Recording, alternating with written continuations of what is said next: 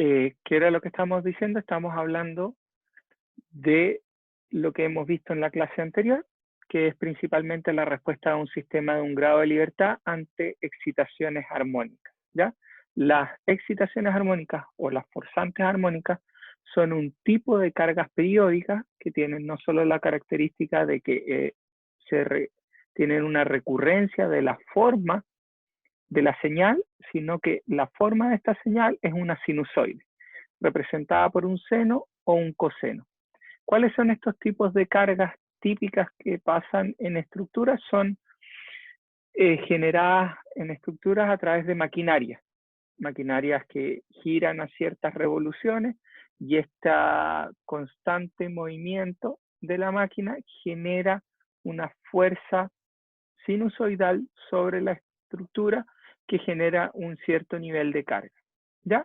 Por lo tanto, ¿qué es lo que nosotros vamos a hacer? Nosotros vamos a analizar, ¿verdad? Nuestro estudio se definirá en estudiar cómo es la respuesta de este oscilador, primero sin amortiguamiento y luego vamos a ver con amortiguamiento. Entonces, en la clase del día lunes nos concentramos principalmente en cómo era la respuesta si no teníamos amortiguamiento, ¿ya? Entonces, si no teníamos amortiguamiento, lo que nosotros decíamos es que nuestra ecuación de movimiento quedaba representada por la ecuación M U2 puntos más rigidez más multiplicado por desplazamiento igual a fuerza de durante el tiempo. Entonces vamos a agregar acá de 2 puntos. ¿Ya? Entonces, a partir de eso, nosotros podríamos encontrar esa ecuación de movimiento a partir de un diagrama de cuerpo libre de nuestra estructura, ¿verdad? Que definíamos cuáles son las fuerzas. Nosotros sabemos que es la fuerza restitutiva de las columnas o del resorte que represente nuestra rigidez, las fuerzas inerciales que están en sentido contrario al movimiento y la forzante que estaba actuando, que en este caso asumíamos que era un seno. También podría ser un coseno o podría ser combinaciones de senos y cosenos. La forzante también, sí. Entonces, pero vamos al caso más simple, en que tenemos solo una forzante que está por ese valor seno. Entonces, a partir de eso, y aplicando el principio de D'Alembert, sumatoria de fuerza, incluyendo las fuerzas inerciales, tendría que estar en equilibrio y ser igual a 0. Por lo tanto, lo que nos quedaba es que la masa por la aceleración más la rigidez por el tiempo, por el desplazamiento, perdón, tenía que ser igual a fuerza F0 por el seno de omega barra de t. Con este omega barra siendo la frecuencia forzante del sistema, y nosotros sabemos que omega n, que es la frecuencia natural del sistema, iba a ser la raíz de k partido por la masa del sistema. A esto nosotros decíamos, vamos a construir la solución de esta ecuación diferencial de segundo orden que tiene una parte forzante. Vamos a encontrar su solución como la combinación de dos soluciones. Una homogénea, que corresponde a la ecuación diferencial de segundo orden, igual a 0, y la particular, que satisface el lado derecho o la fuerza forzante del sistema. Esta parte nosotros ya la conocíamos para un sistema sin amortiguamiento y está dado por A seno omega n de t más B coseno omega n. Y por lo tanto lo que nos quedaba era cuál debería ser nuestra particular. Y nosotros rápidamente definimos que esa particular íbamos a usar algo muy parecido a lo que hubiéramos usado antes, D por el seno omega barra de t. ¿Ya? Íbamos a probar la misma función de la forzante, pero íbamos a determinar cuál era esta constante que tiene que acompañar de tal forma de que satisfaga la ecuación diferencial que nosotros planteamos. A partir de eso, nosotros reemplazamos nuestra solución dentro de la ecuación y quedaba finalmente que nuestra solución particular tenía que ser esta constante de igual a F0 partido por K. Esto le vamos a llamar el desplazamiento estático que generaría la estructura si es sometida a una fuerza F0, ¿verdad? Estáticamente.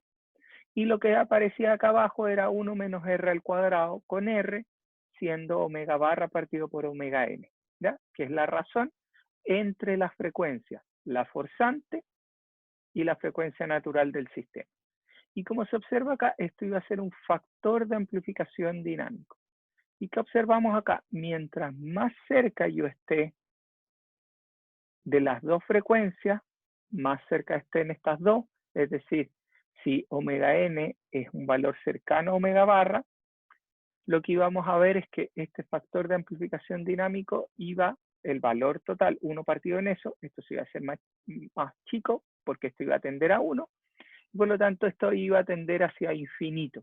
Es decir, nuestro factor de amplificación dinámico nos está diciendo que a medida que yo tenga mi señal cercana a la frecuencia natural de la estructura, voy a tener una amplificación mayor de la respuesta a que si yo lo hubiera solamente sometido a la carga F0. Se me va a ver amplificado mi respuesta del sistema, ¿ya? Y después simplemente lo que hicimos, reemplacemos dentro de nuestra solución que tiene la parte homogénea más la solución particular, evaluemos las condiciones iniciales, que en este caso, igual que antes, desplazamiento inicial, velocidad inicial. Y nosotros siempre sabemos que tenemos que evaluar las condiciones iniciales para toda la ecuación, para toda la solución de la ecuación diferencial. La homogénea más la particular. No solo para la homogénea, no es directamente copiar la respuesta de nuestra solución. Y a partir de eso, nosotros evaluamos U0, nos da que B tenía que ser igual a U0, y después encontramos cuánto debería valer A, que en nuestro caso A tiene que valer o tiene que ser igual a U0 punto partido por omega n menos UF0, que era nuestra deformación elástica, dado la fuerza F0, es decir, F0 partido por K, por R, que es nuestra razón entre las frecuencias, partido por 1 menos R al cuadrado, ¿ya? Y finalmente nosotros podemos reescribir esto de esta forma o llevar todo lo que está términos semejantes, esto, y agruparlo ese con ese término, y lo que nos quedaba era lo que ya sabíamos anteriormente, que este era la solución para el sistema cuando no había forzante, y aquí cuando nosotros tenemos nuestra carga forzante adicional, ¿ya? Entonces, si nuestras condiciones iniciales U0 y U0 punto son 0, este término se desvanece y nos queda simplemente la solución dada por lo que está en este lado de la ecuación, ¿ya? Entonces tenemos acá, esto nos indica cómo se va amplificando la respuesta de la estructura dependiendo de cuán cerca está mi frecuencia forzante y la frecuencia natural del sistema. ¿Alguna duda acerca de esto?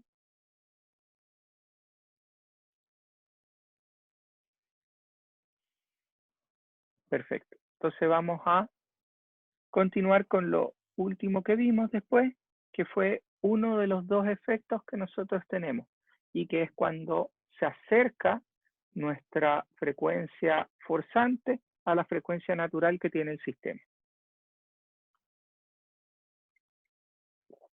Entonces, si yo me acerco, la forzante, me acerco a la frecuencia natural que tiene el sistema, vamos a tener el efecto de beating, ¿ya? Que es un efecto cuando están muy cerca, no que son completamente iguales, sino que están cercanos uno con respecto al otro. Entonces, en este proceso, la solución sigue siendo la misma, ¿verdad? Pero podemos reacomodar la respuesta asumiendo ciertas cosas. Ejemplo, vamos a asumir que R va a tender a ser 1 para algunos casos, y por lo tanto también vamos a asumir condiciones iniciales nulas para ver cuál es la respuesta o cómo está el sistema comportándose. Entonces nosotros definíamos R igual 1 y ahí empezábamos a manipular un poco nuestra solución. Primero lo que hacíamos era simplemente volver a expandir esto, y por eso aparecía omega n al cuadrado partido por omega n al cuadrado menos omega barra al cuadrado. Nosotros sabemos que esto es igual a omega n más omega barra multiplicado por omega n menos omega barra, ¿verdad? Y vamos a definir dos cosas también. Y vamos a definir qué era lo que íbamos a llamar alfa, que era lo que íbamos a llamar beta, para poder determinar esta relación trigonométrica que dice que el seno de alfa menos el seno de beta es igual a 2 veces coseno de alfa más beta dividido en 2 por el seno de alfa menos beta dividido en 2. Entonces lo que queríamos era reconstruir a partir de esto, ver cómo lo podíamos expresar como una suma y una resta de los parámetros que están dentro del coseno y del seno, ¿ya? Entonces a partir de eso nosotros encontramos omega barra más omega n medios. Y nosotros sabemos que si omega barra y omega n son parecidos, podríamos tomar esto como 2 veces alguno de los dos, o omega barra o omega n. Y en el otro lado nos quedaba la resta y íbamos a definir delta omega simplemente como omega barra menos omega n partido por 2, ¿ya? Entonces, finalmente, lo que quedaba de nuestra solución era una solución simplificada, que nos quedaba menos UF0 por omega barra partido por 2 delta omega por el coseno omega barra de t por el seno de delta omega de t, ¿ya? Entonces nos quedaba una solución que nos decía que la solución iba a estar representada por dos componentes. Un envolvente, que nos iba a dar cómo varía la amplitud a lo largo del tiempo, que iba a estar definida por menos UF0 omega barra partido por delta omega, 2 veces delta omega, por el seno de delta omega de t, ¿verdad? Y por dentro iba a quedar la vibración de nuestra estructura acotada por este envolvente, ¿ya? Y vamos a tener, esa era la vibración, y este efecto lo que hace es que nuestra estructura va a ir aumentando su demanda y de repente va a empezar a bajar, después va a volver a crecer, a bajar y a crecer. Entonces la amplitud iba a estar en este movimiento y obviamente este es el caso elástico. Lo que pasa en realidad en una estructura que no es elástica puede sufrir fatiga porque tenemos cambios a grandes desplazamientos y después reducción. Y aquí podemos ver cuántas veces iba a estar amplificado esto, iba a ser función o hasta qué punto máximo iba a llegar esto, siempre va a ser función de este delta W, ¿ya? Cuán chico es este valor es cuánto crece el sistema hacia arriba. ¿Alguna duda o consulta? Es decir, cuánto nos acerquemos uno con respecto al otro.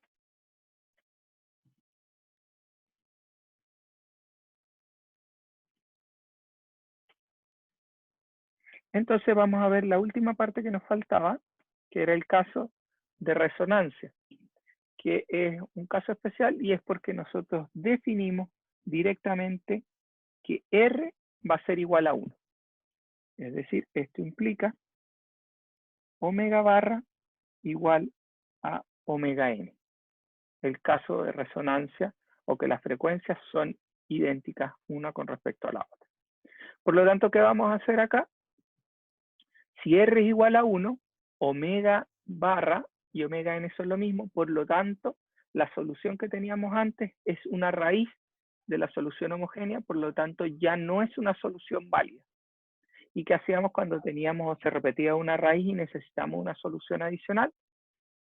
Planteábamos la solución, pero multiplicada por la variable, ¿ya? Y en este caso la variable es tiempo, por lo tanto multiplicamos por t.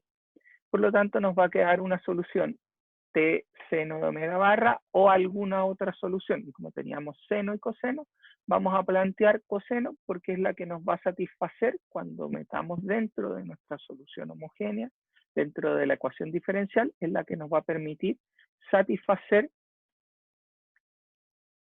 la forzante también.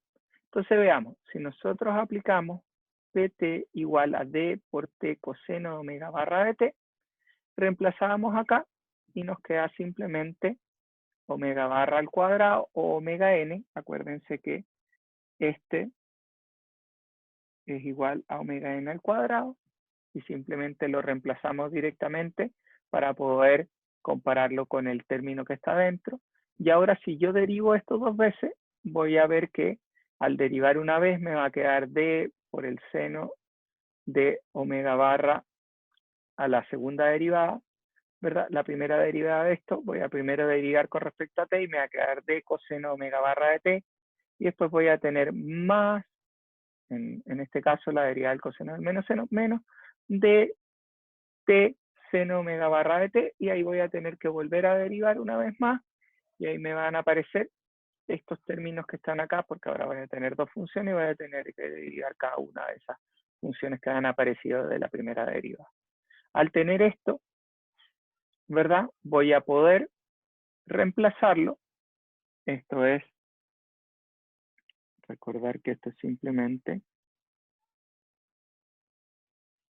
UP dos puntos, que es la segunda derivada de esta solución. Y lo que nos va a pasar es que este término que está acá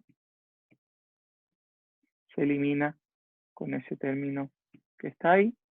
Y finalmente nos va a quedar menos 2d omega barra seno omega barra de t igual a f0 partido por m por seno omega barra de t. Partimos hacia el otro lado y nos va a quedar simplemente 2m omega barra, y ahora yo puedo multiplicar por omega barra y por omega barra abajo, y nosotros sabemos que esto es igual a omega n al cuadrado, y eso es k partido por la masa, y por lo tanto podemos reescribir esto como aparece ahí, y lo que nos implica que d es igual a menos uf0 omega barra partido. ¿Ya? Y ahora simplemente reemplazamos esto en nuestra solución que teníamos arriba y llegamos a que la solución particular es igual a uf0 por omega barra de t partido por 2 por t coseno omega barra de t. ¿Ya? Entonces, ¿qué vemos ahora? Si se acuerdan de la solución que habíamos visto aproximada cuando estos dos se aproximan, ¿qué pasaba acá? Teníamos una solución de esta forma que estaba multiplicada por un seno, y esto era lo que nos embarcaba cuál era la amplitud que iba a tener la señal a lo largo del tiempo. Cuando los valores son y nosotros llegamos al límite, ¿qué es lo que está pasando? Es simplemente que la señal ahora, lo que pasa es que esta pendiente se va hacia infinito. Entonces el delta de omega empieza a ser tan chico que la frecuencia es muy chico, por lo tanto el periodo es infinito, y por lo tanto lo que tenemos es que esto empieza a crecer linealmente. ¿Ya? Entonces tenemos esta componente que estamos marcando acá, es lo que nos va a decir cómo es la amplitud a lo largo del tiempo de la señal. Y esto nos va, cómo va variando la amplitud en el tiempo, y después lo otro que tenemos es la respuesta dinámica del sistema, que es la variación. Esto nos indica la envolvente, cómo va cambiando esta envolvente a lo largo del tiempo. Entonces nosotros podríamos ver si podemos llegar a esta misma solución a partir de nuestra solución aproximada cuando estábamos acercándonos omega barra a omega n. Entonces simplemente lo que tendríamos que hacer, voy a volver en un segundo a la parte de arriba, lo que nosotros teníamos, si partimos del caso de Witting con condiciones iniciales nulas, ¿qué era lo que teníamos?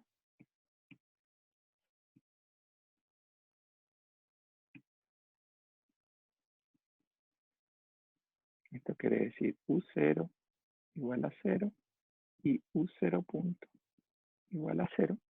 Lo que teníamos era nuestra solución que aparece acá.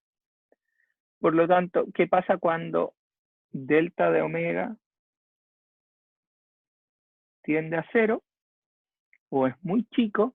Nosotros sabemos que el seno de un ángulo muy chico es lo que está en el ángulo, perdón, lo que está dentro de la variable, del seno, perdón. Entonces es delta omega de t, ¿verdad? Y por lo tanto, nosotros ahora tenemos delta omega de t por menos UF0 por omega barra de t dividido en 2 delta de omega. Y nosotros podemos ahora eliminar ese delta de omega que queda acá con este delta de omega que queda ahí y llegamos a que la solución a partir del caso de Witting llegamos a la misma solución que habíamos encontrado directamente. Es decir, a través de las dos hay correlación y obviamente es lo que esperamos que haya resultado si es que nuestra señal. Entonces, ahora si nosotros no hubiéramos definido condiciones iniciales nulas, nuestra respuesta está dada por dos componentes. La solución homogénea más la solución particular del problema. ¿Ya? Entonces, esta va a ser nuestra solución. Ahora, si analizamos solo la solución particular o cuando condiciones iniciales son nulas, como en el ejemplo de acá, vamos a tener que nuestra señal, en realidad lo que le está pasando es que la señal está aumentando linealmente a medida que el tiempo va pasando. Entonces, de nuevo, cuando ocurre resonancia, no es que inmediatamente nosotros tenemos, por lo que nos dice el factor de amplificación dinámico, esto llega a infinito en un instante, sino que hay un proceso en el cual la carga va a ir aumentando durante el tiempo hasta llegar a una amplitud máxima. Y típicamente las estructuras fallan cuando entran en resonancia, es simplemente porque llegan a un nivel de desplazamiento o de deformación que el sistema ya no es capaz de absorber esto y fallan. O porque a medida que hacen muchos ciclos de carga a grandes desplazamientos, ocurre lo que se llama fatiga, ¿ya? Entonces yo fatigo el material de haberlo hecho ciclar a grandes desplazamientos, ¿ya? Antes de llegar a lo que diríamos si es que yo lo llevara a una fuerza única, a la máxima capacidad. Nosotros tenemos dos efectos en los materiales. Uno es su capacidad debido a que yo llevo el material a la máxima deformación posible. Y lo otro es que a veces los materiales, si yo los ciclo muchas veces a grandes desplazamientos, llegan a su capacidad máxima, porque los materiales no son capaces de ciclar tantas veces a unos grandes desplazamientos, ¿ya? Y eso es lo que se llama fatiga de bajo ciclado debido a altas tensiones a las cuales son sometidas las estructuras. ¿Alguna duda? ¿Consulta? Hola, profe, buen día. Buenos días. Cuéntame. Profe, arriba dijo la solución homogénea más la particular. ¿Eso se refería a la del Witting o se refería aquí donde dice, por ende, la solución final, esta es la del Witting donde hicimos solución homogénea más particular? ¿O es la resonancia más el Witting? No, esta es la resonancia. Esta es Ya. resonancia.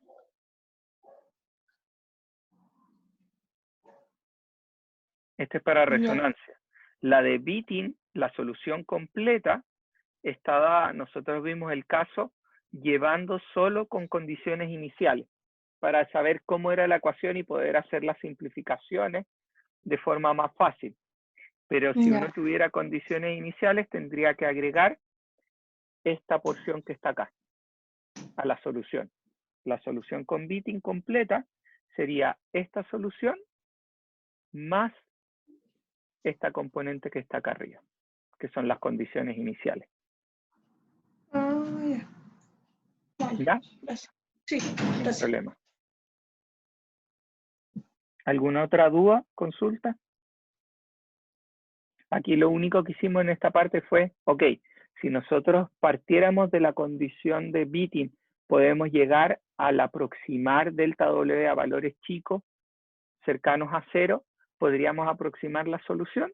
Y sí, podemos aproximar la solución, como vimos acá, porque nosotros sabemos que el seno de delta de omega de t en el límite tiende a ser el argumento que está dentro del seno, que sería delta W de t. ¿Ya? Y por eso lo sacamos fuera, hacemos las simplificaciones y nos queda menos UF0 por omega barra de t partido por 2 por t por omega barra de t, ¿ya?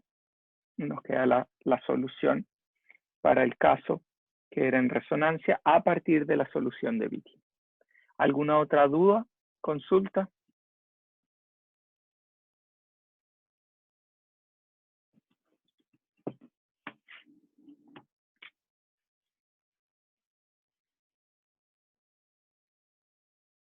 ¿Alguna duda? ¿Y alguien que...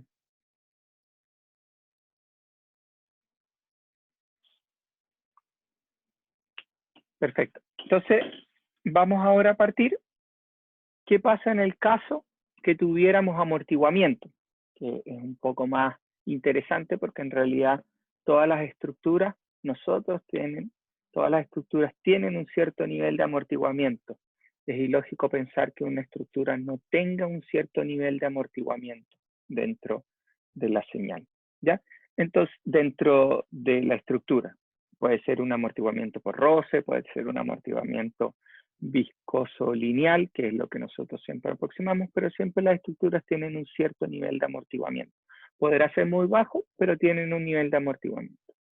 Por lo tanto, veamos cómo va a ser la solución para este sistema con amortiguamiento. Y obviamente lo único que cambia en nuestro sistema es que ahora nosotros estamos agregando un amortiguador. Por lo tanto, aparece esta constante C, que es la fuerza de la constante de amortiguamiento para un sistema de amortiguamiento viscoso lineal, que es el caso que nosotros vamos a usar para representar el amortiguamiento en nuestras estructuras, ¿ya?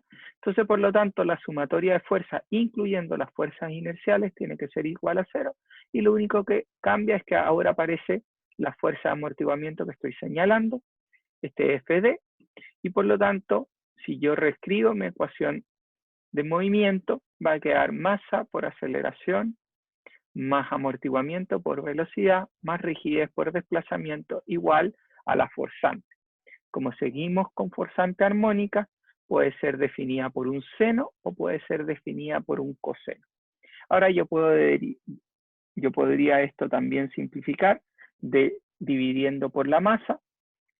Entonces, si yo divido por la masa,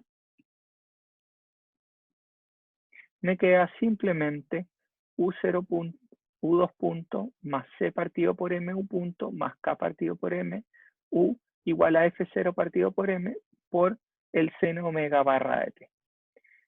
Esto vamos a ver un poco más adelante. Yo también podría tratar de encontrar la solución directamente para un exponencial E elevado a I omega barra de T.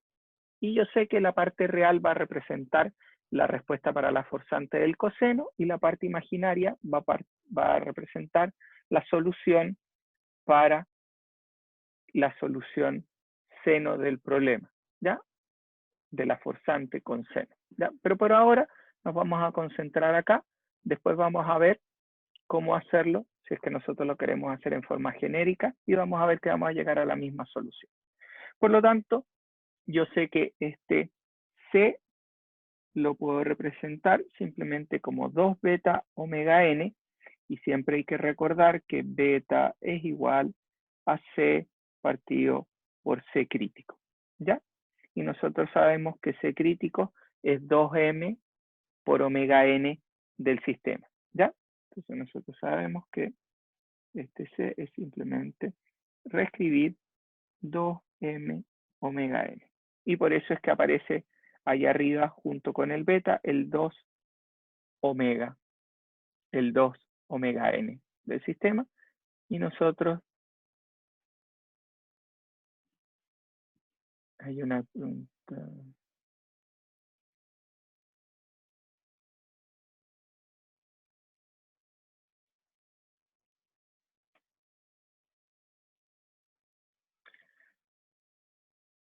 A las preguntas que están haciendo,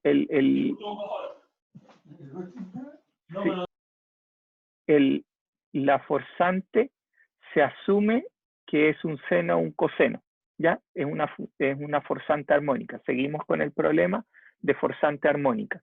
Y vamos a ver la solución para que la forzante sea seno. Ya, sí, profe, sí, esa parte la entendí, pero en la ecuación ocupó el seno. O sea, como que, ¿qué define de que pueda ocupar el seno o que pueda ocupar el coseno? A eso como que me refiero. Como forzante, es indistinto. Es Es simplemente indistinto. ¿Yo porque puedo usar el seno o puedo usar el coseno? es que No hay no es como que yo, algo que lo indique.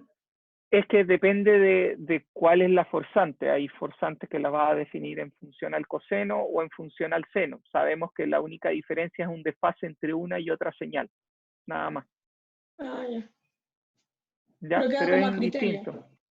Queda como a criterio y depende cómo tú la quieras definir, porque en realidad tú nunca vas a tener un coseno o un seno, depende si tú partes de una cierta deformación o partes de fuerza igual a cero, entonces vas a tender a usar el seno. Si partes de la fuerza máxima y ahí la haces vibrar, vas a partir con el coseno, ¿verdad? Porque partes en tiempo igual a cero te va a dar el F0, porque el coseno de 0 da 1, ¿ya? Entonces tiene que ver de cómo está dado el sistema, pero es indistinto, ¿ya? Ya. Uno Vale, puede gracias. Agradezco. representarlo de cualquier forma, ¿ya? Vale, muchas gracias.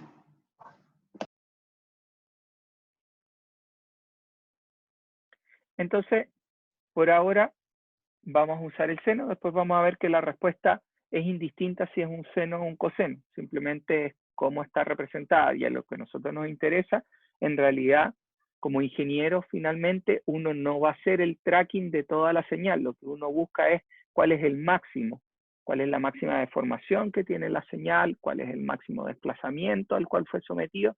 Nosotros trabajamos en función a eso, uno no está por tiempo y por rapidez de diseño, uno tiende a ver cuándo ocurrió el máximo desplazamiento o la máxima forzante sobre la estructura.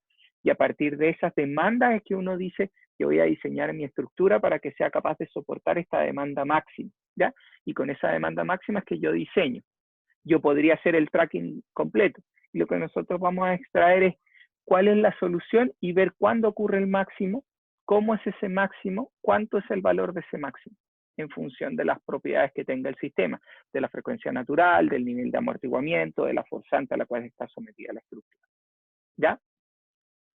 Entonces, lo que nosotros tenemos que nuestra solución, ¿verdad? La podemos escribir, la ecuación de movimiento, en función de dimensionales de esta forma, y nos queda, obviamente, este F0 partido por M, que nos da un cierto nivel de aceleración a la cual está sometida el sistema, por el seno omega barra de t.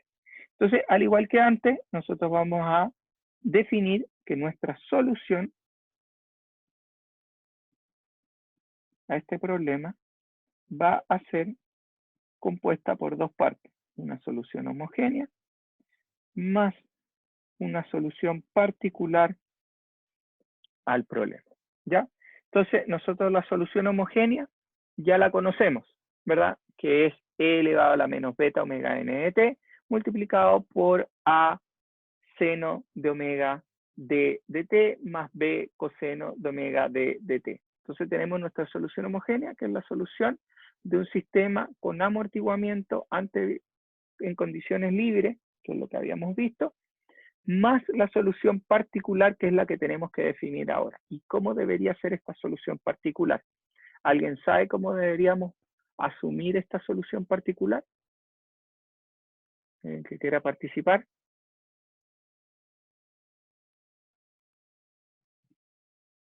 ¿Cómo la asumimos? UDP. Podemos decir que solo es el seno, que es la combinación de seno más el coseno, y tendríamos que buscar las propiedades que acompañan a esta.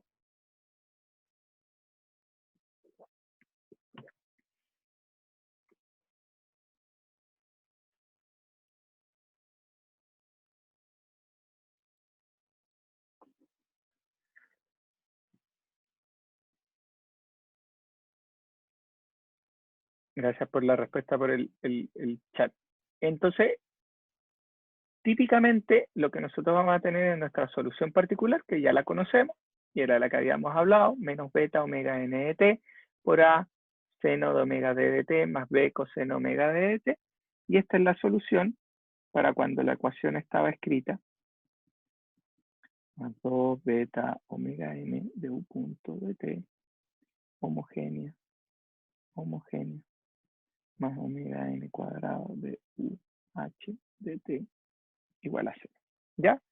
Por lo tanto, y nuestra solución particular la vamos a hacer como la construcción de un seno y un coseno, pero con variables de 1 y de 2 que no conocemos todavía. Y esta va a ser nuestra solución que vamos a tener que reemplazar en el sistema para que se satisfaga. Profesor, estamos incluyendo para esta solución particular también coseno, a pesar de allá arriba solo tener seno, es porque pudiéramos eventualmente coger cualquiera de las dos en un principio. No tiene que ver con eso, tiene que ver con el... Dame un segundo.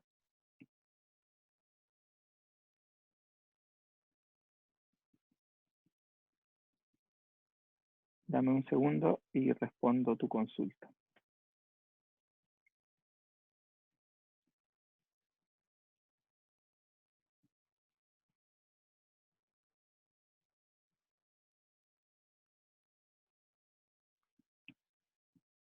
Tiene que ser más chiquitita la letra.